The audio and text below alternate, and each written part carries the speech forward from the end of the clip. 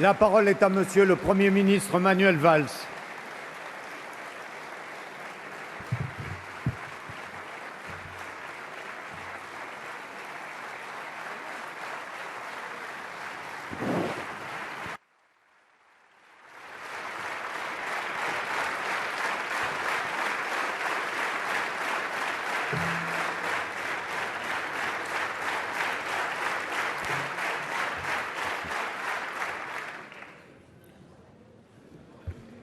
Monsieur le Président, Mesdames, Messieurs les ministres, Madame, Messieurs les présidents de groupe, Mesdames, Messieurs les députés. Monsieur le Président, vous l'avez dit, ainsi que chacun des orateurs, avec force et sobriété, en 3 jours, oui, en 3 jours, 17 vies ont été emportées par la barbarie. Les terroristes ont tué, assassiné des journalistes, des policiers, des Français juifs, des salariés. Les terroristes ont tué des personnes connues ou anonymes, dans leur diversité d'origine, d'opinion et de croyances. Et c'est toute la communauté nationale que l'on a touchée. Oui, c'est la France que l'on a touchée au cœur. Ces 17 vies étaient autant de visages de la France et autant de symboles de la liberté d'expression, de la vitalité de notre démocratie, de l'ordre républicain, de nos institutions, de la tolérance, de la laïcité. Les soutiens, la solidarité venus du monde entier, de la presse partout, des citoyens qui ont manifesté dans de nombreuses capitales, des chefs d'État et de gouvernement, tous ces soutiens ne s'y sont pas trompés. C'est bien l'esprit de la France, sa lumière, son message universel que l'on a voulu abattre. Mais la France est debout. Elle est là. Elle est toujours présente. À la suite des obsèques de ce matin, à Jérusalem, de la cérémonie éprouvante, belle, patriotique, à la préfecture de police de Paris, en présence du chef de l'État, à quelques heures ou 2 jours d'obsèques pour chacune des victimes, dans l'intimité familiale, je veux, comme chacun d'entre vous, rendre à nouveau l'hommage de la nation à toutes les victimes. Et la Marseillaise tout à l'heure, qui a éclaté dans cet hémicycle, était aussi une magnifique réponse, un magnifique message aux blessés, aux familles qui sont dans une peine immense, inconsolable, à leurs proches, à leurs collègues, à leurs confrères. Je veux dire à mon tour, une nouvelle fois, notre compassion et notre soutien. Le président de la République l'a dit ce matin avec des mots forts, personnels. La France se tient et se tiendra à leur côté. Dans l'épreuve, vous l'avez rappelé, notre peuple s'est rassemblé dès mercredi. Il a marché partout, dans la dignité, la fraternité, pour crier son attachement à la liberté et pour dire un non implacable au terrorisme, à l'intolérance, à l'antisémitisme, au racisme et aussi, au fond, à toute forme de résignation et d'indifférence. Ces rassemblements, vous le soulignez, Monsieur le Président de l'Assemblée, sont la plus belle des réponses. Dimanche, avec les chefs d'État et de gouvernement étrangers, avec l'ancien président de la République, avec les anciens premiers ministres, avec les responsables politiques et les forces vives de ce pays, avec le peuple français, Nous avons dit, et avec quelle force, notre unité. Et Paris était la capitale universelle de la liberté et de la tolérance. Le peuple français, une fois encore, a été à la hauteur de son histoire. Mais c'est aussi pour nous tous sur ces bancs, vous l'avez dit, un message de très grande responsabilité. Être à la hauteur de la situation est une exigence immense. Nous devons aux Français d'être vigilants quant aux mots que nous employons et à l'image que nous donnons. Bien sûr, la démocratie que l'on a voulu abattre, ce sont les débats, les confrontations. Ils sont nécessaires, indispensables à sa vitalité, et ils reprendront, c'est normal.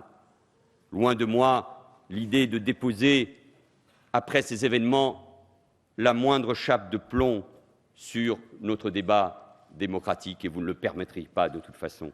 Mais nous devons être capables, collectivement, de garder les yeux rivés sur l'intérêt général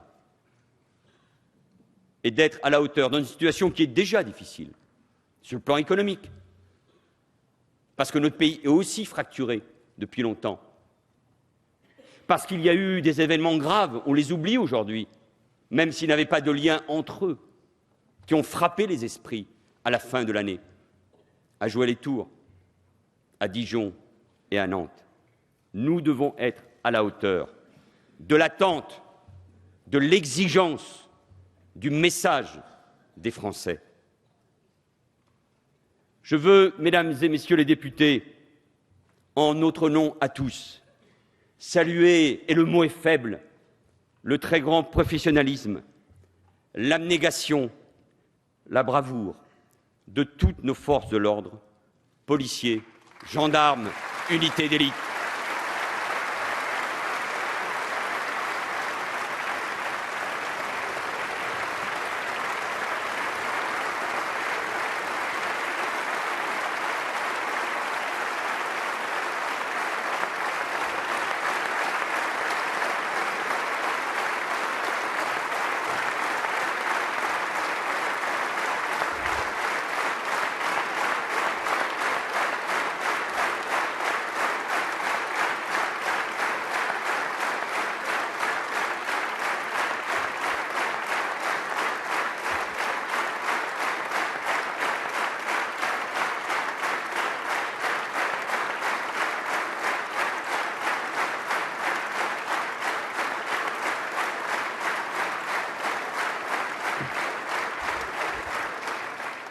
En 3 jours, les forces de sécurité, souvent au péril de leur vie, ont mené un travail remarquable d'investigation sous l'autorité du parquet antiterroriste, traquant les individus recherchés, travaillant sur les filières, interrogeant les entourages, afin de mettre hors d'état de nuire le plus vite possible ces 3 terroristes.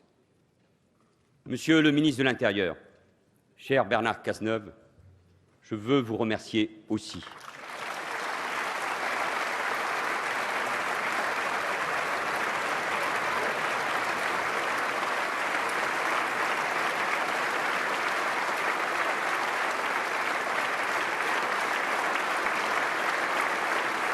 Vous avez non seulement trouvé les mots justes, mais j'ai pu le voir à chaque heure. Vous étiez concentrés sur cet objectif. Autour du Président de la République, avec vous aussi, Madame la Garde des Sceaux, nous avons été pleinement mobilisés pour faire face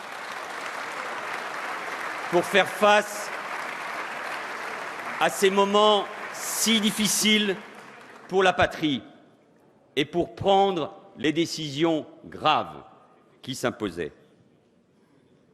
Mesdames, Messieurs les députés, à aucun moment, nous ne devons baisser la garde.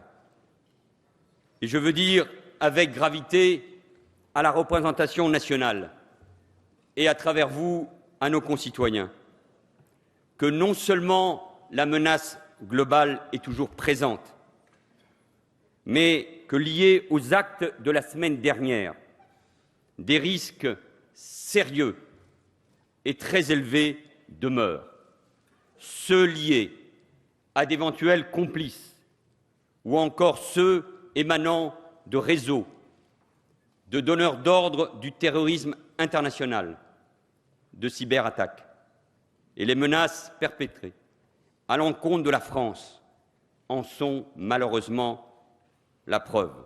Je vous dois cette vérité et nous devons cette vérité aux Français. Pour y faire face, partout sur le territoire, des militaires, des gendarmes, des policiers sont mobilisés, les renforts de soldats affectés, en tout près de 10 000, et je vous en remercie, Monsieur le ministre de la Défense, et c'est sans précédent, permettent un niveau d'engagement massif. Plus de 122 000 personnels assurent la protection permanente des points sensibles et de l'espace public. Les renforts militaires serviront et servent en priorité à la protection des écoles confessionnelles juives, des synagogues et des mosquées. Madame, Messieurs les présidents, après le temps de l'émotion et du recueillement, il n'est pas fini, vient le temps de la lucidité et de l'action. Sommes-nous en guerre?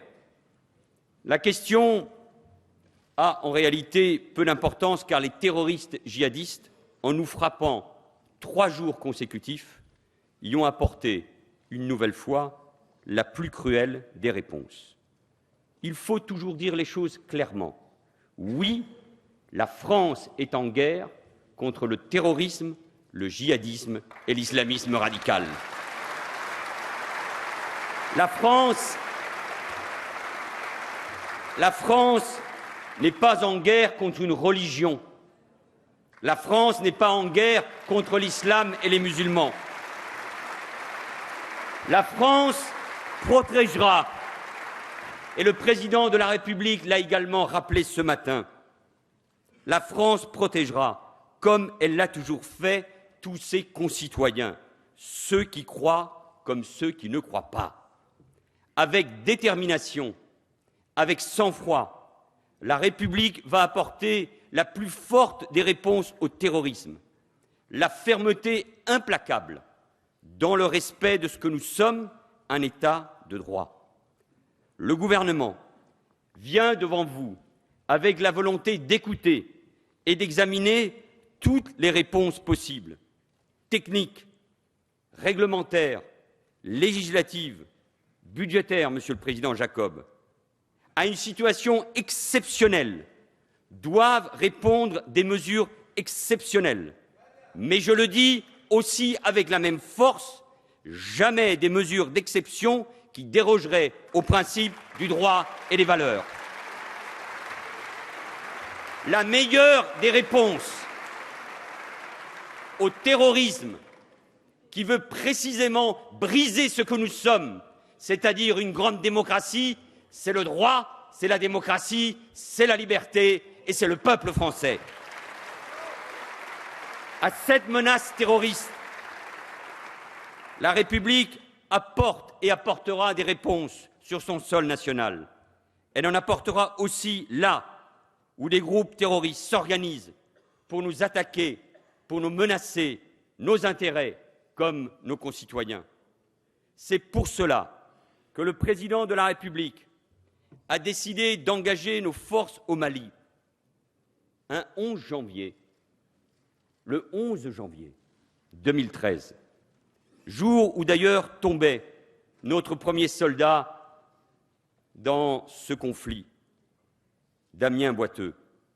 Et d'ailleurs, la même nuit, Monsieur le ministre de la Défense, 3 membres de nos services tombaient en Somalie. Le président de la République a décidé cet engagement pour venir en aide à un pays ami, le Mali, menacé de désintégration par des groupes terroristes, le Mali, pays musulman. Le président de la République a décidé de renforcer notre présence aux côtés de nos alliés africains avec l'opération Barkhane. C'est un gros effort qu'assume la France, au nom notamment de l'Europe et de ses intérêts stratégiques. Un effort coûteux. La solidarité de l'Europe, elle doit être dans la rue, elle doit être aussi dans les budgets à nos côtés. Un effort impérieux. Et en effet, quelle belle image de voir dimanche dernier, coude à coude, des chefs d'État, des chefs de gouvernement, le président de la République et le président malien Ibrahim Boubacar Keïta. Là aussi, c'était la meilleure des réponses pour dire que nous ne menons pas une guerre de religion, mais que nous menons, oui, un combat pour la tolérance, la laïcité, la démocratie, la liberté et les États souverains, ce que les peuples doivent se choisir. Oui, nous nous battons ensemble et nous continuerons de nous battre sans relâche. C'est cette même volonté, curieuse concordance liée au calendrier, que nous exprimerons tout à l'heure en votant le prolongement de l'engagement de nos forces en Irak. C'est là aussi notre riposte claire et ferme. Je m'exprimerai ici même dans un instant. Le ministre des Affaires étrangères le fera au Sénat. C'est là aussi notre riposte contre le terrorisme. Et nous devons avoir pour nos soldats engagés sur les théâtres d'opérations extérieures, à des milliers de kilomètres d'ici, un profond respect et une grande gratitude. La menace est aussi intérieure.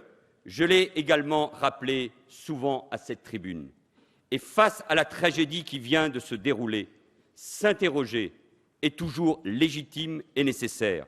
Nous devons apporter des réponses aux victimes, à leurs familles, aux parlementaires, aux Français. Il faut le faire avec détermination, sérénité, sans jamais céder à la précipitation. Et je ferai mienne la formule du président Leroux, il n'y a pas de leçons à donner, il n'y a que des leçons à tirer. Le Parlement a déjà voté 2 lois antiterroristes. Encore il y a quelques semaines, à une très large majorité. Les décrets d'application sont en cours de publication. Le Parlement s'est déjà saisi des questions relatives aux filières djihadistes. Ici même, à l'Assemblée nationale, le 3 décembre dernier, vous avez créé une commission d'enquête sur la surveillance des filières et des individus djihadistes. Le président, M. Éric Ciotti, travaille étroitement avec le rapporteur, M. Patrick Mennucci. Et au Sénat, depuis le mois d'octobre, il existe une commission d'enquête sur l'organisation et les moyens de la lutte contre les réseaux djihadistes en France et en Europe. Plusieurs membres du gouvernement ont déjà été auditionnés. Les travaux doivent se poursuivre et je sais que le ministre de l'Intérieur est particulièrement attentif à ces travaux. Il a d'ailleurs déjà rencontré hier les groupes et les parlementaires qui travaillent sur ces questions. Le gouvernement, Monsieur le Président de l'Assemblée nationale, Madame, Messieurs les présidents de groupe, est à la disposition du Parlement sur tous ces sujets ou sur d'autres que nous avons déjà examinés. Et je pense à la question épineuse, particulièrement complexe, mais qu'il faut traiter encore avec plus de détermination, qui est celle des trafics d'armes dans nos quartiers. Tirer des leçons, c'est d'abord prendre conscience que la situation change en permanence et que les services en charge du renseignement intérieur et la juridiction antiterroriste doivent être régulièrement renforcés. Je tiens à saluer, là aussi, le travail de nos services de renseignement, DGSI, DGSE, services du renseignement territorial, à saluer aussi la justice antiterroriste, la tâche de ces femmes, de ces hommes, est par essence discrète et immensément délicate. Ils font face à un défi sans précédent, un phénomène protéiforme, mouvant, qui se dissimule aussi. Et parce qu'ils savent travailler ensemble, ils obtiennent des résultats. À 5 reprises, en 2 ans, ils ont permis de neutraliser des groupes terroristes susceptibles de passer à l'acte. En France, comme dans l'ensemble des pays européens, les personnes qui se reconnaissent dans le djihadisme international ont fortement augmenté en 2014. Dès l'examen de la loi antiterroriste en décembre 2012, j'ai dit qu'il y avait en France des dizaines de méras potentiels. Le temps a confirmé dramatiquement et implacablement ce diagnostic. Sans renforcement très significatif des moyens humains et matériels, les services de renseignement intérieur pourraient se trouver débordés. On dépasse désormais 1250 individus pour les seules filières irako-syriennes, sans jamais négliger les autres théâtres d'opération, les autres menaces, celles des autres groupes terroristes au Sahel, au Yémen, dans la Corne de l'Afrique et dans la zone afghano-pakistanaise. Nous affecterons donc les moyens nécessaires pour tenir compte de cette nouvelle donne. En matière de sécurité, les moyens humains sont en effet essentiels. Nous l'avons mis en pratique depuis 2012. En 2013, sur la base des enseignements des tueries de Montauban et de Toulouse et des propositions formulées par la mission Urvoas-Verscher, une profonde réforme de nos services de renseignement a été accomplie avec la transformation de la Direction centrale du renseignement intérieur en Direction générale de la sécurité intérieure. La création de 432 emplois à la DGSI a été programmée. Ils doivent permettre de renforcer les compétences et de diversifier les recrutements, informaticiens, analystes, chercheurs ou interprètes. 130 sont déjà pourvus. Nous avons aussi amélioré la coopération entre nos services intérieurs et extérieurs et également renforcé, même s'il faut encore faire davantage, nos échanges avec les services étrangers, à la suite de l'initiative que j'ai pu prendre il y a 2 ans avec les ministres européens et notamment avec la ministre belge, Joëlle Milquet, puisque son pays est également confronté à ces problèmes-là. Initiative que Bernard Cazeneuve a prolongée encore avec la Réunion, avec de nombreux ministres de l'Intérieur, place Beauvau. Mais il faut aller plus loin. Et j'ai demandé au ministre de l'Intérieur de m'adresser dans les 8 jours des propositions de renforcement. Elles devront notamment concerner Internet et les réseaux sociaux qui sont plus que jamais utilisés pour l'embraguinement, la mise en contact et l'acquisition de techniques permettant de passer à l'acte. Nous sommes aussi l'une des dernières démocraties occidentales à ne pas disposer d'un cadre légal cohérent pour l'action des services de renseignement, ce qui pose un double problème. Un travail important a été fourni par la mission d'information sur l'évaluation du cadre juridique des services de renseignement présidée par Jean-Jacques Urvoas en 2013. Un prochain projet de loi, quasiment prêt, visera à donner aux services tous les moyens juridiques pour accomplir leur mission, tout en respectant les grands principes républicains de protection des libertés publiques et individuelles. Ce texte de loi, qui sera sans aucun doute enrichi par vos travaux, doit être, c'est ma conviction, adopté le plus rapidement possible. Au cours de l'année, nous lancerons également la surveillance des déplacements aériens des personnes suspectes d'activités criminelles. C'est le système PNR. La plateforme de contrôle française sera opérationnelle dès septembre 2015. Il reste à mettre en place un dispositif similaire au niveau européen. J'appelle de manière solennelle, ici dans cette enceinte, le Parlement européen à prendre enfin toute la mesure de ces enjeux et de voter, comme nous lui demandons depuis 2 ans, avec l'ensemble des gouvernements, à adopter ce dispositif qui est indispensable. Nous ne pouvons plus perdre de temps. Mesdames et messieurs, les phénomènes de radicalisation sont présents sur l'ensemble du territoire. Il faut donc agir partout. Le plan d'action adopté en avril dernier a permis de renouveler l'approche administrative et préventive. La plateforme de signalement est particulièrement sollicitée par les familles et elle a permis d'éviter de nombreux départs. Les préfets, en lien avec les collectivités territoriales qui doivent être associées à ces démarches, mettent progressivement en place des dispositifs de suivi et de réinsertion des personnes radicalisées. Là encore, j'ai demandé au ministre de l'Intérieur, en lien avec d'autres membres du gouvernement concernés par ces sujets, de m'indiquer les moyens nécessaires pour amplifier ces actions. Les phénomènes de radicalisation se développent, nous le savons, vous l'avez dit, en prison. Ce n'est pas nouveau. L'administration pénitentiaire renforce d'ailleurs l'action de ses services de renseignement en lien étroit avec le ministère de l'Intérieur.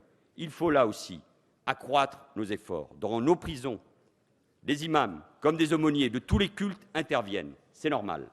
Mais il faut un cadre clair à cette intervention. Il nous faut aussi parvenir à une réelle professionnalisation.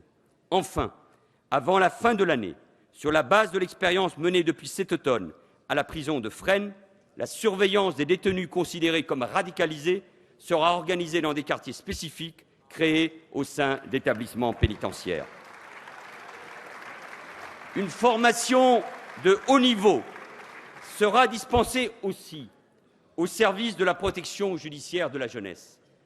Comprendre le parcours de radicalisation d'un jeune est toujours complexe. Nous savons la facilité avec laquelle certains jeunes délinquants de droit commun basculent dans des processus de radicalisation. Et le passage de la délinquance de droit commun à la radicalisation et au terrorisme est un phénomène que nous avons décrit à maintes reprises, ici, dans les travaux de l'Assemblée nationale. Mais nous devons savoir prendre les mesures adaptées qui s'imposent. Il faut certes accompagner, aider, suivre de nombreux mineurs menacés par cette radicalisation. Il faut aussi prendre acte de la nécessité de créer au sein de la direction de la PJJ une unité de renseignement, à l'instar de ce qui est fait dans l'administration pénitentiaire. Pour tous ces axes de travail, mais aussi pour répondre aux besoins du parquet antiterroriste, j'ai demandé à la garde des Sceaux de me faire des propositions également dans les jours qui viennent. Mesdames et messieurs, la lutte contre le terrorisme demande une vigilance de chaque instant. Nous devons pouvoir connaître en permanence l'ensemble des terroristes condamnés, connaître leur lieu de vie, contrôler leur présence ou leur absence. J'ai demandé au ministre de l'Intérieur et de la Justice d'étudier les conditions juridiques de mise en place d'un nouveau fichier. Il obligera les personnes condamnées à des faits de terrorisme ou ayant intégré des groupes de combat terroristes à déclarer leur domicile et à se soumettre à des obligations de contrôle. De telles dispositions existent déjà pour d'autres formes de délinquance à risque élevé de récidive. Nous devons l'appliquer en matière d'engagement terroriste, toujours sous le contrôle strict du juge. Mesdames et messieurs, toutes ces propositions, et il y en aura d'autres, je n'en doute pas, et n'en doutez pas, avant leur mise en œuvre et application, feront l'objet d'une consultation ou d'une présentation au Parlement, au-delà bien sûr des textes législatifs. Mesdames et messieurs les députés, les épreuves tragiques que nous venons de traverser nous marquent notre pays et marquent notre conscience et nos consciences. Mais nous devons être capables de poser rapidement, à chaque fois, un diagnostic lucide, aussi sur l'état de notre société, sur ces urgences. Ce sont des débats que nous aurons l'occasion évidemment de mener. Je veux en dire, en m'excusant de prendre plus de temps que nécessaire à ce qui était prévu. Le premier sujet qu'il faut aborder, clairement, c'est la lutte contre l'antisémitisme. L'histoire nous l'a montré, le réveil de l'antisémitisme, c'est le symptôme d'une crise de la démocratie, d'une crise de la République. C'est pour cela qu'il faut y répondre avec force. Après Ilan Halimi en 2006, après les crimes de Toulouse, les actes antisémites connaissent en France une progression insupportable. Il y a les paroles, les insultes, les gestes, les attaques ignobles, comme à Créteil, il y a quelques semaines, qui, je l'ai rappelé ici dans cet hémicycle, n'ont pas soulevé l'indignation qui était attendue par nos compatriotes juifs dans le pays. Il y a cette inquiétude immense, cette peur que nous avons les uns et les autres sentie, palpée, samedi, dans la foule devant cet hyper-cachère porte de Vincennes ou à la synagogue de la Victoire dimanche soir?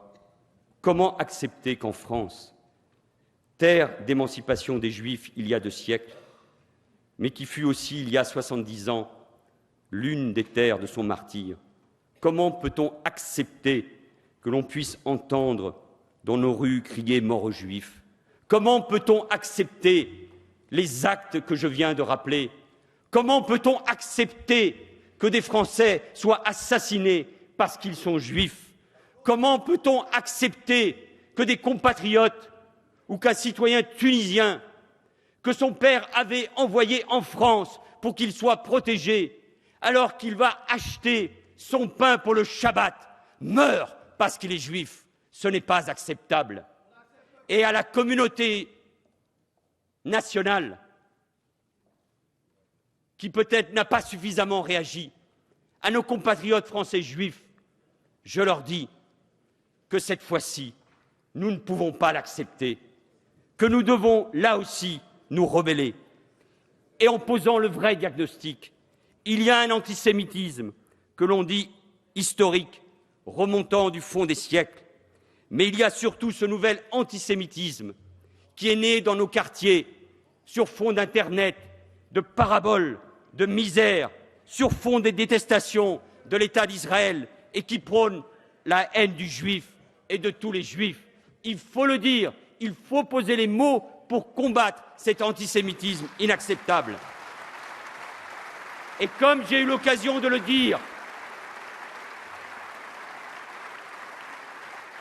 comme la ministre Ségolène Royal l'a dit ce matin à Jérusalem, comme Claude Lanzmann l'a écrit dans une magnifique tribune dans Le Monde, oui, disons-le, à la face du monde, sans les Juifs de France, la France ne serait plus la France. Et ce message, c'est à nous tous de le clamer haut et fort. Nous ne l'avons pas dit, nous ne sommes pas assez indignés. Et comment accepter que dans certains établissements, collèges ou lycées, on ne puisse pas enseigner ce qu'est la Shoah? Comment on peut accepter qu'un gamin de 7 ou 8 ans dise à son enseignant, quand il lui pose la question « Quel est ton ennemi ?», et qu'il lui réponde « C'est le juif ». Quand on s'attaque aux Juifs de France, on s'attaque à la France et on s'attaque à la conscience universelle. Ne l'oublions jamais. Et quelle terrible coïncidence, quel affront que de voir un récidiviste de la haine tenir son spectacle dans des salles bondées au moment même où samedi soir, la nation, porte de Vincennes, se recueillait. Ne laissons jamais passer ces faits et que la justice soit implacable à l'égard de ces prédicateurs de la haine. Je le dis avec force, ici, à la tribune de l'Assemblée nationale. Et allons jusqu'au bout du débat. Allons jusqu'au bout du débat, mesdames et messieurs les députés. Quand quelqu'un s'interroge, un jeune, un citoyen ou un jeune, et qu'il vient me dire à moi ou à la ministre de l'Éducation nationale, mais je ne comprends pas, cet humoriste, lui, vous voulez le faire taire, et les journalistes de Charlie Hebdo voulaient monter au pinacle. Mais il y a une différence fondamentale, et c'est cette bataille que nous devons gagner, celle de la pédagogie auprès de notre jeunesse. Il y a une différence fondamentale entre la liberté d'impertinence. Le blasphème n'est pas dans notre droit, il ne le sera jamais. Il y a une différence fondamentale entre cette liberté et l'antisémitisme, le racisme, l'apologie du terrorisme, le négationnisme, qui sont des délits, qui sont des crimes, et que la justice devra sans doute punir avec encore plus de sévérité. L'autre urgence, c'est de protéger nos compatriotes musulmans. Ils sont eux aussi inquiets. Des actes anti-musulmans, inadmissibles, intolérables, se sont à nouveau produits ces derniers jours. Là aussi, s'attaquer à une mosquée, à une église, à un lieu de culte, profaner un cimetière, c'est une offense à nos valeurs. Et le préfet Latron a en charge, à la demande du ministre de l'Intérieur, en lien avec tous les préfets, de faire en sorte que la protection de tous les lieux de culte soit assurée. L'islam est la deuxième religion de France. Elle a toute sa place en France. Et notre défi, pas en France, mais dans le monde, c'est de faire cette démonstration. La République, la laïcité, l'égalité hommes-femmes sont compatibles avec toutes les religions sur le sol national qui acceptent les principes et les valeurs de la République.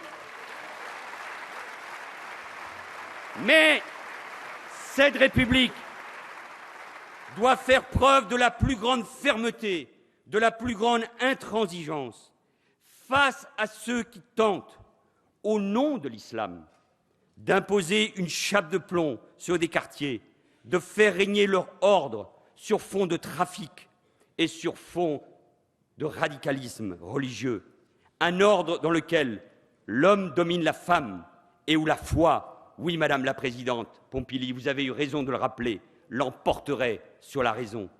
J'avais, ici devant cette Assemblée, il y a quelques mois, évoqué les insuffisances et les échecs de 30 ans de politique d'intégration. Mais en effet, quand de vrais ghettos urbains se forment, où l'on n'est plus qu'entre soi, où l'on ne prône que le repli, que la mise en congé de la société, où l'État n'est plus présent, comment aller vers la République, saisir cette main fraternelle qu'elle tend?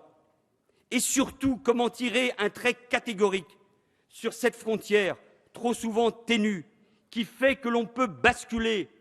Pas d'angélisme, regardons les faits en face, dans nos quartiers, de l'islam tolérant, universel, bienveillant, vers le conservatisme, vers l'obscurantisme, l'islamisme et pire, la tentation du djihad et du passage à l'acte.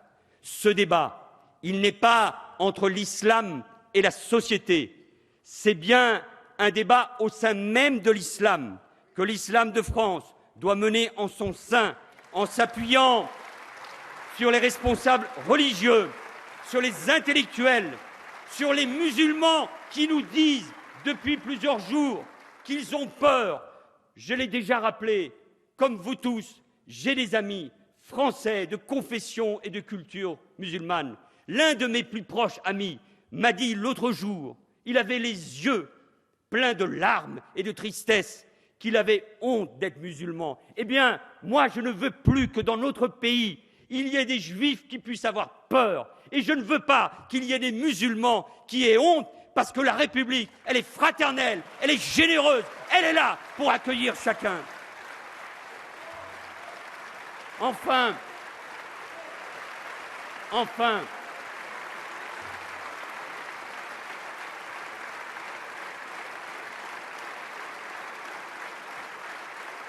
la réponse aux urgences de notre société doit être forte, sans hésitation. La République et ses valeurs. Et ce sont mes derniers mots. Et en premier lieu, la laïcité, qui est gage d'unité et de tolérance. La laïcité, elle s'apprend bien sûr à l'école, qui en est un des bastions. C'est là, peu importe les croyances, les origines, que tous les enfants de la République ont accès à l'éducation, au savoir, à la connaissance. J'étais ce matin avec la ministre de l'Éducation nationale, Najat Vallaud-Belkacem, devant les recteurs de France. Et je leur ai adressé un message de mobilisation totale, un message d'exigence, un message qui doit être répercuté à tous les niveaux de l'éducation nationale, autour du seul enjeu qui importe, la laïcité, la laïcité, la laïcité, parce que c'est le cœur de la République et donc de l'école.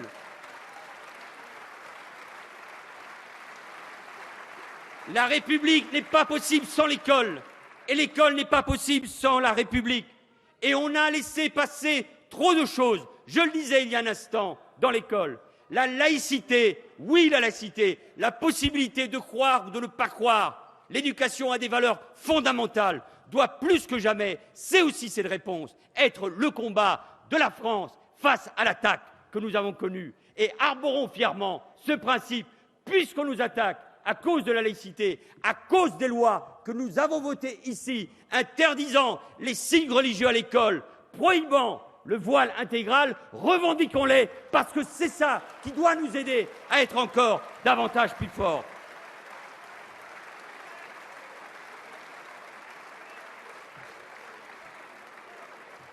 Au fond, une seule chose compte, rester fidèle à l'esprit du 11 janvier 2015, ce moment où la France, après le choc, a dit non dans ce mouvement spontané d'unité nationale. Cette France qui s'est retrouvée dans l'épreuve, ce moment où le monde entier est venu à elle, car le monde sait lui aussi la grandeur de la France et cela qu'elle incarne d'universel. La France, c'est l'esprit des Lumières. La France, c'est l'élément démocratique. La France, c'est la République chevillée au corps. La France, c'est une liberté farouche. La France, c'est la conquête de l'égalité. La France, c'est une soif de fraternité. Et la France, c'est aussi ce mélange si singulier de dignité, d'insolence et d'élégance. Rester fidèle à l'esprit du 11 janvier 2015, c'est donc être habité par ses valeurs. Rester fidèle à l'esprit du 11 janvier 2015, c'est apporter les réponses aux questions que se posent les Français. Rester fidèle à l'esprit du 11 janvier 2015, c'est comprendre que le monde a changé, qu'il y aura un avant et un après. Et au nom même de nos valeurs, apporter la riposte avec toute la détermination nécessaire. Fermeté, unité sont les termes qui ont été encore utilisés par le Président de la République ce matin. Nous allons donc entretenir, je l'espère, comme un feu ardent, cet état d'esprit et nous appuyer sur la force de son message d'unité et en revendiquant fièrement ce que nous sommes. En le faisant, en nous rappelant sans cesse de nos héros, ceux qui sont tombés, ces 17, la semaine dernière. En nous souvenant toujours de ces héros que sont les forces de l'ordre. Avec beaucoup d'émotion, nous l'avons encore ressenti ce matin. Vous étiez nombreux sur tous les bancs, dans la cour de la préfecture de police de Paris. C'est ça aussi la France. Il y avait 3 couleurs à un moment qui me sont venues à l'esprit. 3 couleurs de ces 3 policiers, ces 2 policiers nationaux et cette policière municipale. Ils représentaient la diversité des parcours et des origines. 3 couleurs différentes, 3 parcours, mais 3 Français, 3 serviteurs de l'État. Et devant les cercueils, aux côtés de leur famille, il n'y avait que 3 couleurs, celle du drapeau national. C'est au fond ça le plus beau message. Je vous avais dit ici, au mois d'avril, ma fierté, comme chacun d'entre vous, d'être français. Il y a quelque chose qui nous a tous renforcés, après ces événements et après les marches de cette fin de semaine. Je crois que nous le sentons tous. C'est plus que jamais la fierté d'être français. Ne l'oublions jamais.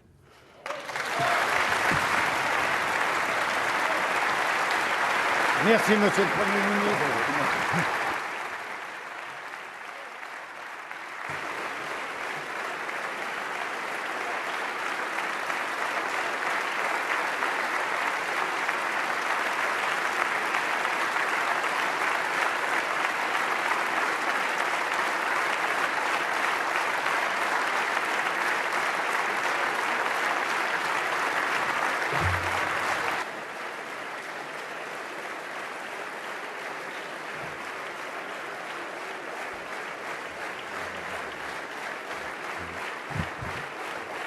Merci, Monsieur le Premier ministre. La séance est suspendue pour quelques courts instants.